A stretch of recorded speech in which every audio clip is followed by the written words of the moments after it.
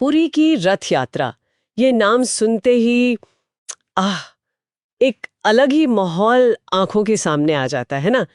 लाखों लोग, ऊंचे ऊंचे रथ। बिल्कुल। और हवा में वो जयकारे, जय जगन्नाथ। ये सिर्फ एक त्योहार नहीं है, ये भक्ति, परंपरा और मतलब एक सामूहिक उत्साह का संगम है। हाँ, तो आज हम 2025 की इसी रथ यात्रा पर थोड़ी गहराई से बात करेंगे। ये क्यों इतनी खास है, इसके पीछे आस्था क्या है और अनुभव कैसा होता है वहां का। सही। हमारे पास जो जानकारी है वो इसकी तारीखों, जो महत्वपूर्ण रस्में हैं, कुछ पौराणिक कथाएं और जो तैयारियां होती हैं उनसे जुड़ी हैं।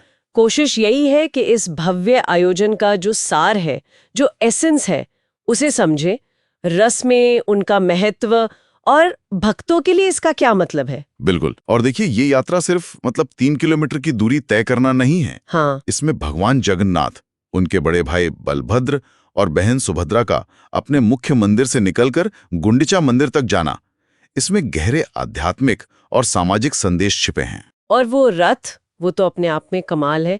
भगवान जगन्नाथ का रथ नंदी घोष, करीब 45 फीट ऊंचा है ना, और 16 पहिए। हाँ, नंदी घोष।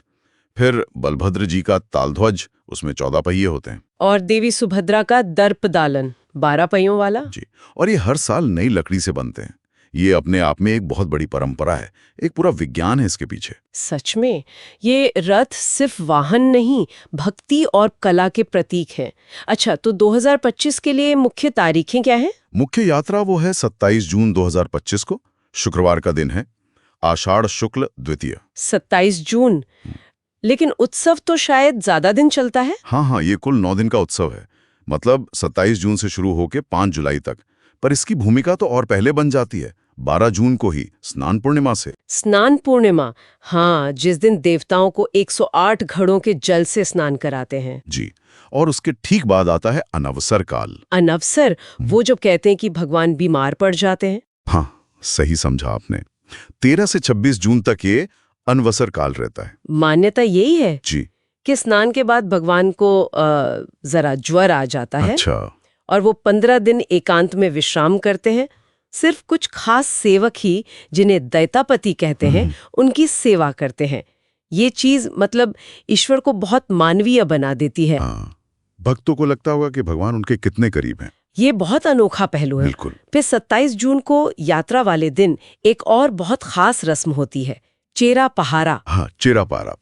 ये बहुत ही महत्वपूर्ण है, जब पुरी के गजपति महाराज खुद सोने की झाड़ू लेकर रथों के आगे सफाई करते हैं। राजा होकर भी सेवक की भूमिका में। सही।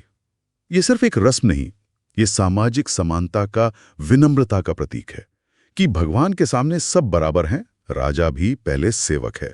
ये तो बहुत गहरा संदेश है। इस रस्म के बाद फिर रथ चलते हैं। हाँ, इसके बाद ही रथों को खींचा जाता है गुंडीचा मंदिर की तरफ। वहां भगवान 7 दिन रुकते हैं। और फिर वापसी होती है 4 जुलाई को, जिसे बहुड़ा यात्रा कहते हैं।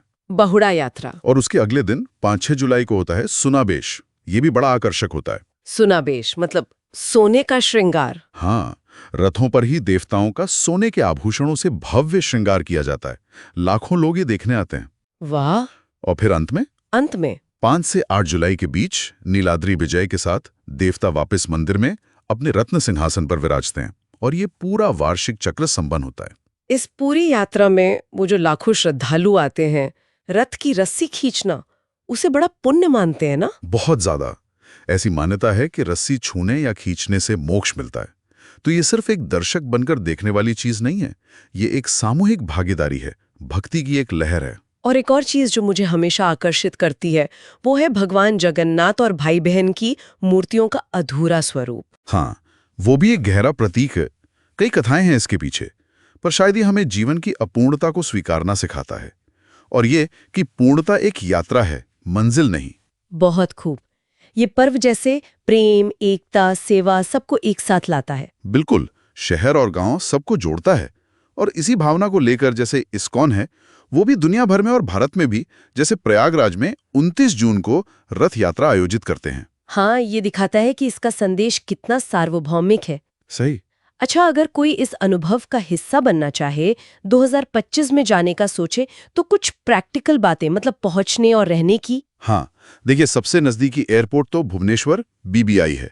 वहां से पूरी करीब 60 किलोमीटर है। टैक्सी या बस मिल जाती है। और ट्रेन? पूरी रेलवे स्टेशन तो देश के कई बड़े शहरों से जुड़ा है और OSRTC की बसें, प्राइवेट बसें भी चलती हैं। लेकिन भीड़ बहुत होती होगी। बहुत ज्यादा। सबसे जरूरी सलाह यही है कि यात्रा और रहने की बुकिंग, मतलब होटल वगैरह, बहुत पहले कर लें, महीनों पहले। और मौसम जून जुलाई, मतलब बारिश और उमस। हाँ बिल्कुल, उसके लिए तैयार रहना होगा। पानी की बोतल, जरूरी दवाइयाँ, आजकल पावर बैंक जरूरी है, और हाँ, आरामदायक जूते। भीड़ में थोड़ा सतर्क भी रहना होता है। बिल्कुल। तो कुल मिलाकर पुरी की रथ यात्रा सिर्फ एक धार्मिक जुलूस से कहीं ज्यादा है।